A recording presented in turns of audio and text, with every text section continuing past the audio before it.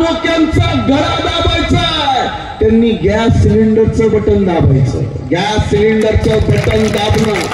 माझ्या पाठीमागे घोषणा द्या, बाळासाहेब आंबेडकर संघर्ष करो.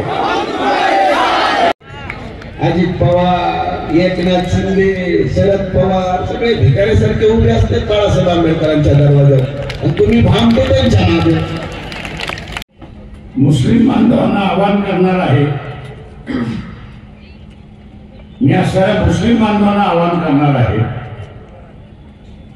की त्यांनी यावेळेस विचारपूर्वक मतदान केलं पाहिजे.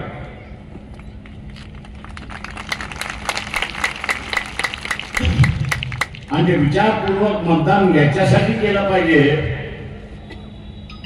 की त्यांना आजपर्यंत फसवत आलेला आहे. मी काँग्रेसवाल्यांना विचारतो की तुम्ही मुसलमानांच्या झोळीमध्ये आज काय टाकले?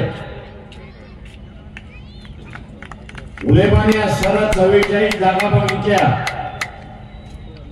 पण काँग्रेसने 5-7 जागा दिल्या अशी असणारी परिस्थिती आहे. त्याच्यापैकी मी असं विचारतो काँग्रेसवाल्यांना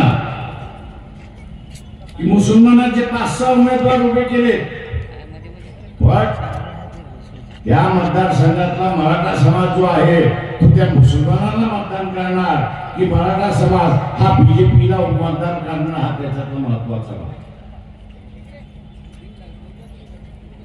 आणि म्हणून मुस्लिम बांधवाला माझं आव्हान आहे,